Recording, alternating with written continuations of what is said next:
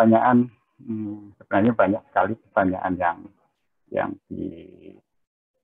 diberikan di Slido ya, bisa dilihat banyak. Tapi kami akan pilih beberapa yang mungkin sebenarnya mewakili untuk yang pertanyaan yang lainnya, gitu ya. Yang pertama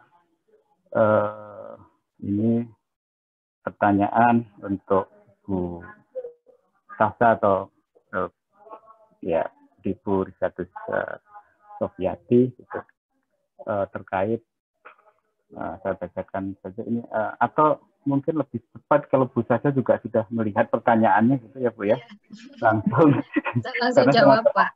Ya karena sudah ada di situ ada mungkin yang Bu Sasa dulu ya, mungkin berikutnya nanti ke Pak Dedi gitu ya. Nah, sekarang Bu Sasa yang pertanyaan 1, 2, 3 ini ya. Mungkin silakan Bu. Iya, baik Pak. Terima kasih Pak Liantono. Saya coba menjawab pertanyaan-pertanyaan dari audiens. Ini yang pertama terkait daya tampung apa daya dukung nih, daya dukung pertanian untuk ketahanan pangan sejauh mana data ini digunakan.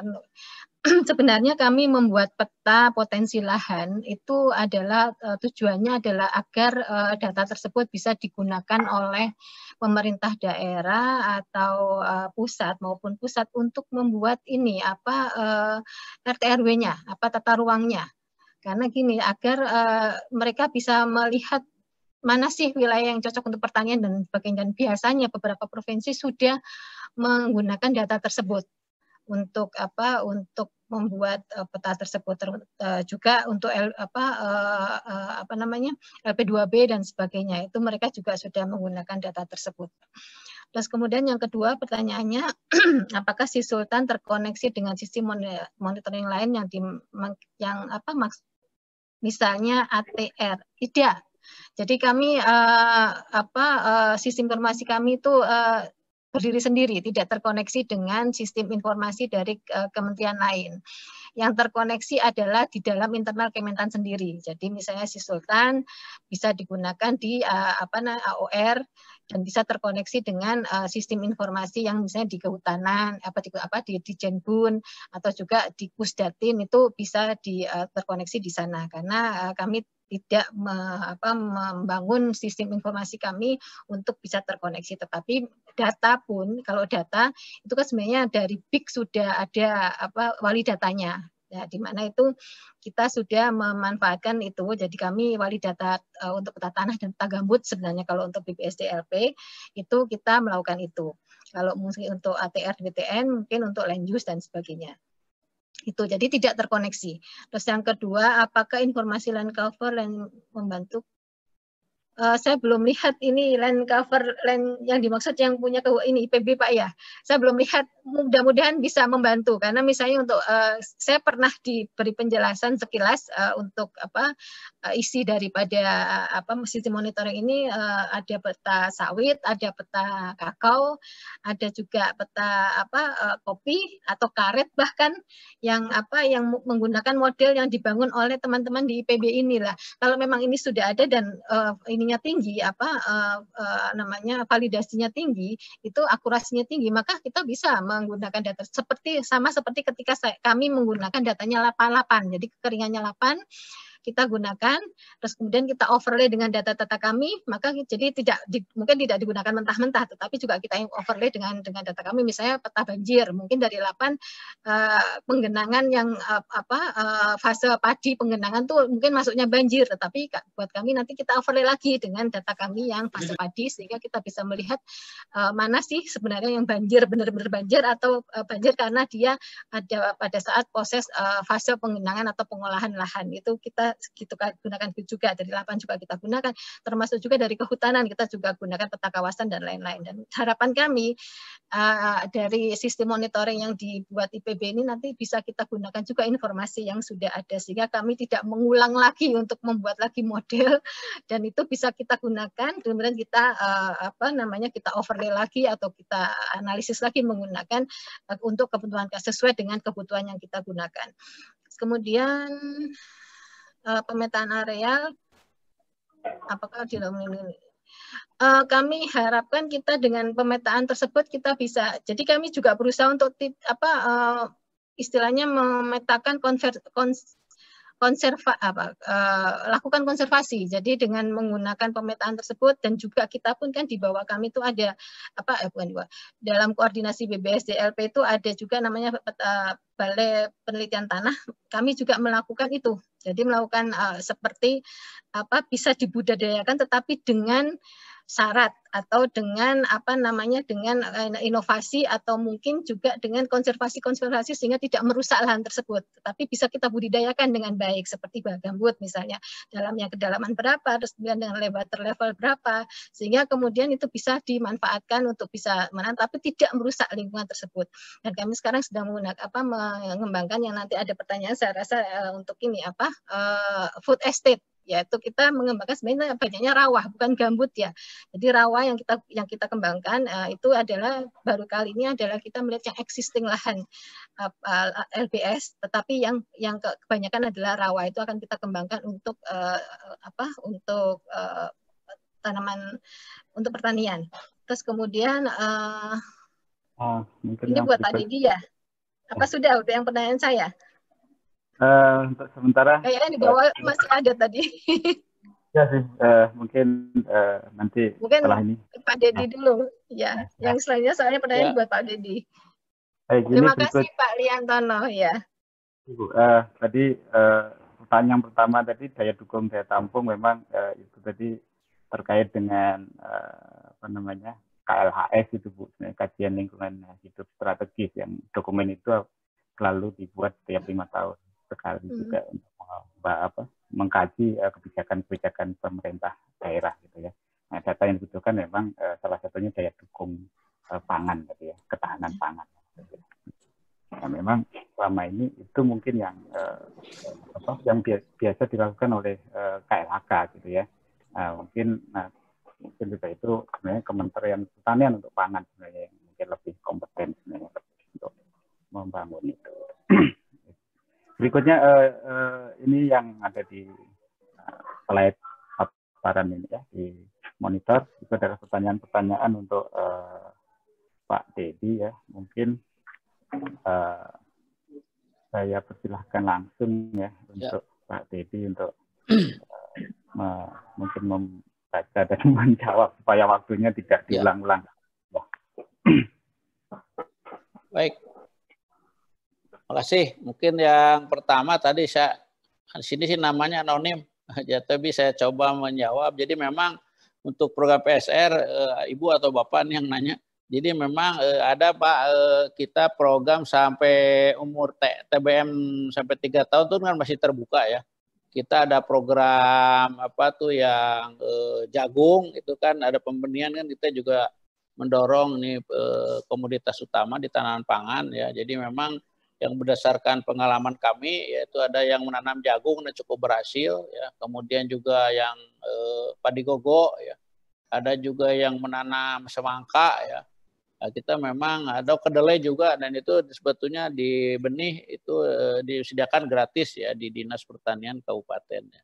Jadi memang tinggal bagaimana kolaborasi, karena waktu saya sempat jadi PLT Direktur Tanaman Tahunan ya, itu justru kesulitan lahan sehingga kami tawarkan, dan alhamdulillah beberapa yang sudah ini cukup berhasil ya. Jadi memang itu ada program untuk jadi bisa intercrop selama tanaman belum menghasilkan, itu bisa tanaman pangan, jagung, padi gogo, kemudian dengan horti ya bisa juga semangka atau mungkin di nanas sesuai tentu di sekitar situ yang memang ada ya.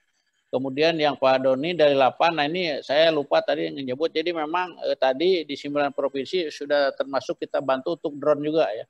Selain tadi JIS, sehingga ini drone itu sudah kita manfaatkan ya dalam rangka tadi penerbitan STDB ya. Dan ini sudah berjalan oleh tahun ini ya, untuk termasuk kita memberikan tadi pesawat drone ini. 1 unit 1 provinsi sementara ya. Kemudian yang mengenai Dinas Perkebunan, nah memang yang tadi seperti saya sampaikan yang data tutupan sawit memang saya maaf tidak saya tampilkan, tapi sudah ada sebetulnya per provinsi ya secara spasial, per kabupaten juga, dan ini nanti kalau sudah diharmoniskan dengan BPS ya, ini juga akan kami bagikan karena memang masih selama ini kan kita masih berdasarkan data tabular ya, sehingga nanti setelah diharmoniskan dengan BPS ya, dan sedang mudah-mudahan segera bisa dipublish ya. Kemudian yang tadi yang mengenai seperibun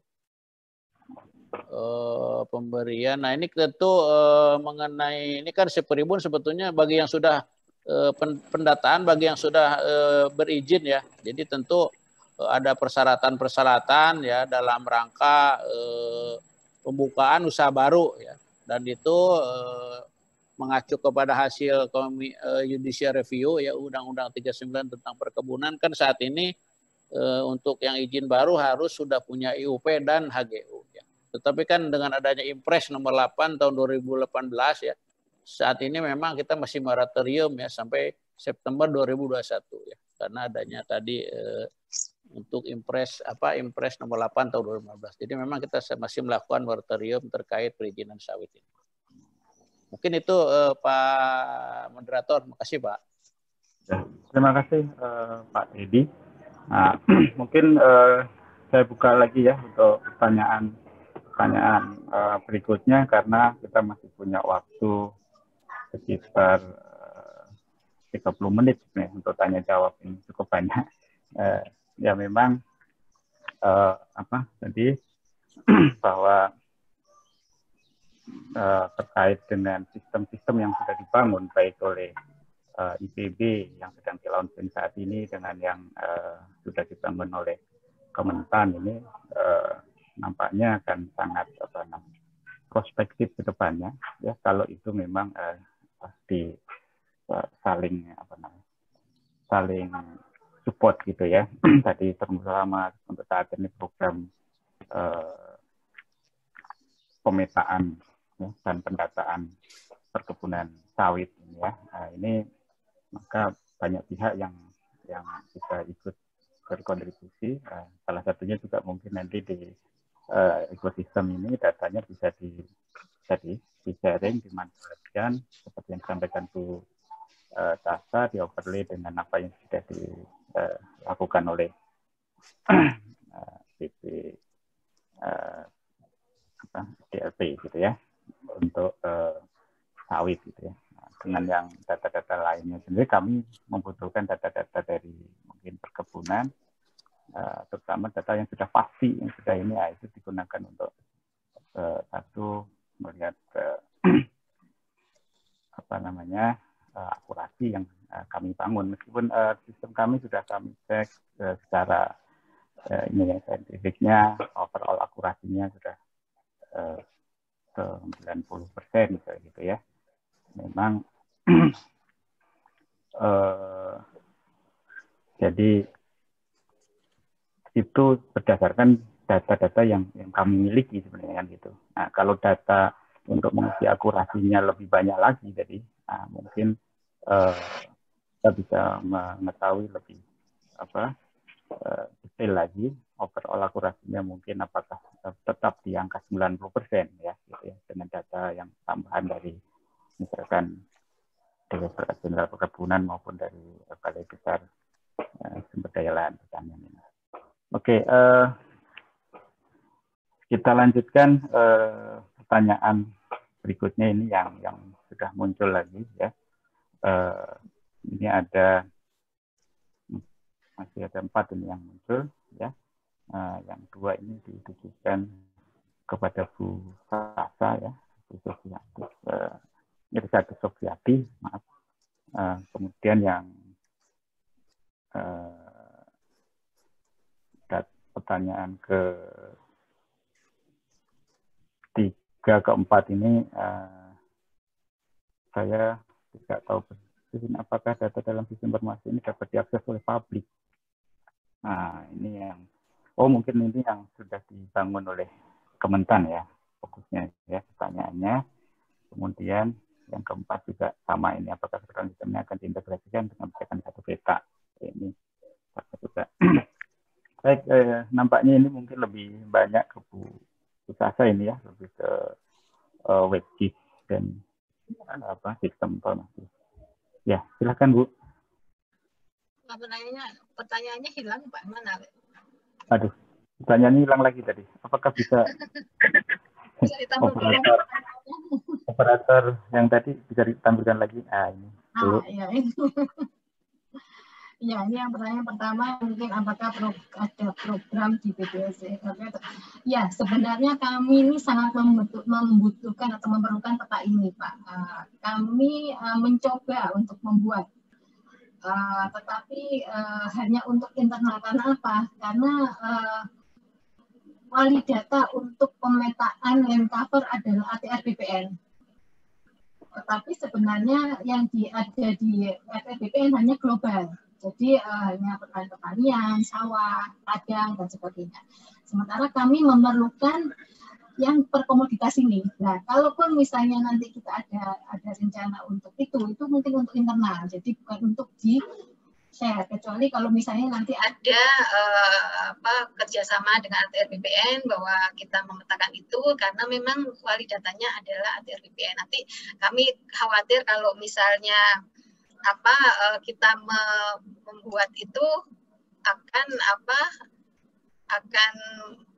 melakukan pekerjaan yang bukan wewenang dari kami itu. Jadi kami harus menghargai itu. Itu mungkin jawaban dari kami.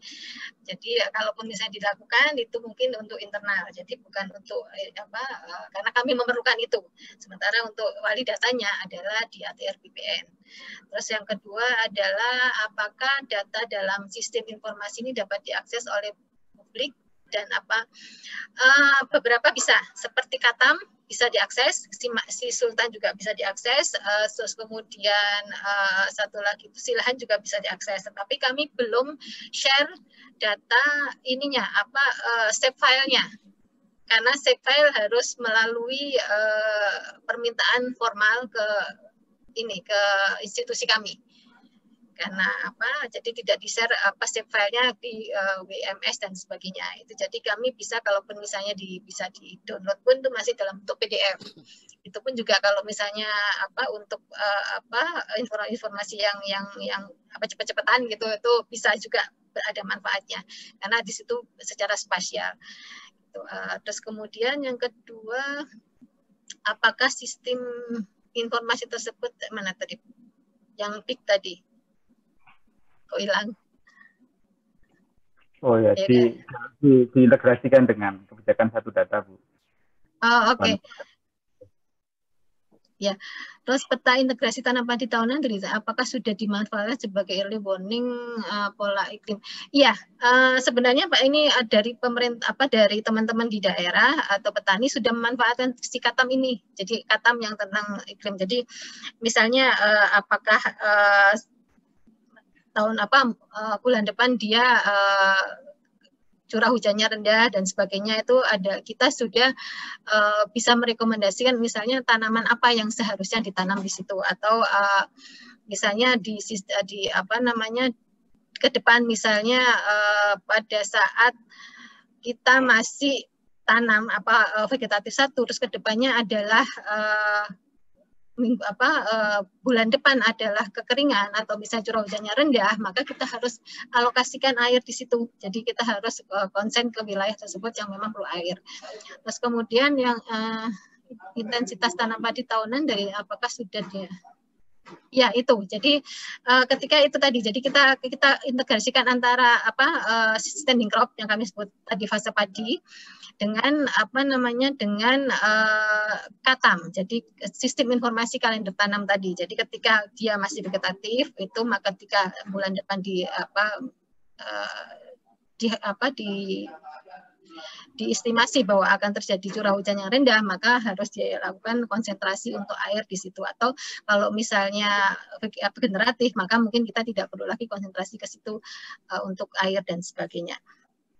Terus kemudian food estate ya, food estate bukan di gambut. Jadi jangan salah, jadi bukan daerah gambut, tetapi existing lahan. Mungkin nanti bisa dijelaskan juga Pak Dedi, barangkali bisa menambahkan karena saya tidak terlibat di situ. Jadi food estate bukan di daerah gambut ya, jadi di rawa. Rawa sama gambut beda. Mungkin ada rawa itu macam-macam, ada gambut juga, ada rawa pisang surut, ada rawa lebak dan sebagainya. Lah ini yang kita kembangkan yang itu. Terus kemudian yang existing lahan sawah yang sekarang kita kembangkan itu ada di 4 provinsi, 4 pulau atau provinsi, yaitu empat provinsi, Sumsel, Sulut, Papua dan Kalteng kalau nggak salah. Itu di situ. Jadi kita lihat existing lahan sawah yang kita akan harus kembangkan pertanian di situ. Di mana sebenarnya kalau di rawa itu bisa menjadi potensi untuk penyumbang pangan pada saat musim kering, di mana pada saat di wilayah-wilayah yang lain mengalami kekeringan, maka di situ bisa masih ada airnya, pasokan airnya, sehingga kita bisa menjadikan wilayah-wilayah yang di daerah rawa tersebut untuk bisa memasok pangan pada saat musim-musim kering. Terus yang kemudian ini mungkin sudah ke Pak Dedi, apakah peta kesesuaian lahan sudah tersedia di tingkat sudah. Jadi kita sekarang sudah bahkan kita sudah mempunyai peta kesesuaian lahan untuk 9 komoditas sesuai dengan yang prioritas Kementan waktu itu. Kita sudah 9 komoditas. Itu sudah ada peta skala 1:50.000 di 511 kabupaten kota. Itu kalau misalnya ingin memerlukan mungkin bisa menghubungi BPSDLP. Kalau misalnya tidak ada di 9 komoditas tadi, kita bisa lakukan analisis untuk kesesuaian lahan tersebut. Mungkin itu Pak yang bisa kami sampaikan. Terima kasih. Baik, terima kasih. Ini pertanyaan terakhir ditujukan pada Pak Dedi. Baik, Pak Dedi, apakah bisa melihat? Ya. Terima kasih. Pak. Ya, saya coba untuk ini ya. Pertama yang pertanyaan ketiga nih, keempat ya, Pak Dr. Sulaiman Zirik MSI mengenai ini tentu tidak boleh Pak. Jadi tidak boleh masuk lahan gambut ya kan, nanti tentu akan dioverlay dengan tim dari BPK Kehutanan Pak ya. Termasuk pada saat pengajuan PSR juga Pak, karena semua berbasis titik koordinat ya, sehingga kita semua termasuk STDB semua nanti akan dioverlay dengan data koordinat yang di BPK Kehutanan setempat Pak. Termasuk yang pertanyaan Pak Andreas ya, jadi memang ini tentu tidak boleh Pak apabila masuk ke dalam HG perusahaan di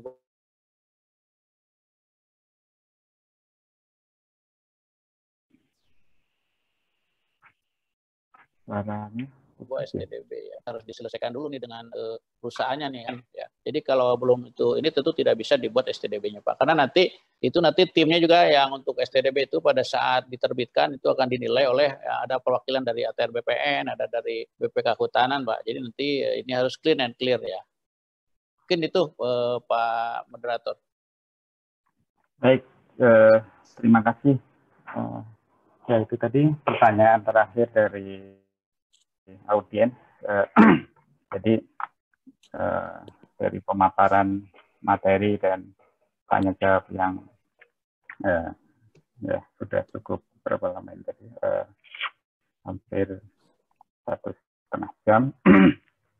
Ya, jadi kalau kita bisa lihat tadi bahwa banyak sistem atau portal web GIS yang sudah dibangun oleh Kementan, juga sekarang yang sedang diluncurkan oleh IPB, yaitu ekosistem gitu ya, di mana sebenarnya objek yang dituju ini sama, ya, misalkan komoditas, sehingga tadi memang alangkah indahnya kalau itu menjadi sebuah orkestra yang saling mensupport, mendukung, sehingga menjadi sebuah alunan yang indah gitu ya, bukan suara-suara sumbang. Kalau semuanya sendiri-sendiri nampaknya jadi suara sumbang kemungkinan.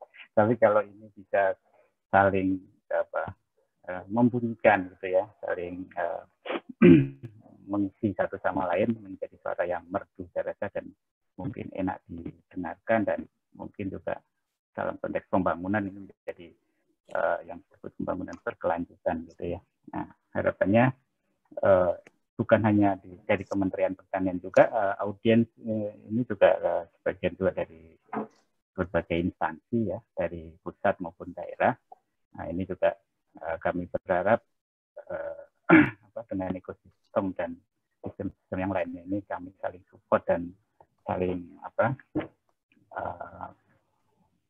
memanfaatkan data satu sama lain. Karena dari workshop yang kemarin juga itu yang selalu muncul, bahwa bagaimana data yang ada di setiap instansi itu bisa saling di-sharing untuk memperbaiki data masing-masing gitu ya, data masing-masing, sehingga nanti ujungnya keluarlah sebuah data yang konvergen gitu ya. Jadi kira-kira kalau ngomong luas, meskipun dengan metode Kementerian Pertanian, metode dari ITB maupun metode dari kehutanan gitu, nanti keluar data yang sama, karena tadi sinergi yang dibuat gitu ya. Saya rasa itu satu hal yang penting sebagai bahan untuk workshop ya, diskusi yang akan masuk nanti di big room, akan dibagi menjadi 4 kelompok. Kemudian saya ucapkan terima kasih ini kepada Ibu Brigadir Sofiati, atau biasa saya mudah memanggilnya Bu Sasa ya, dan juga dengan Pak Dedi Junaidi atas waktu yang dilokasikan ya untuk kegiatan ini. Ini sangat membantu dan ya sangat baik sekali untuk perbaikan ke depan ya, untuk baik sistem di ekosistem maupun sistem lainnya gitu ya. Sekali lagi saya ucapkan terima kasih kepada Pak Dedi dan Bu Sasa. Waktu berikutnya saya serahkan kepada moderator untuk sesi berikutnya. Terima kasih. Assalamualaikum warahmatullahi wabarakatuh.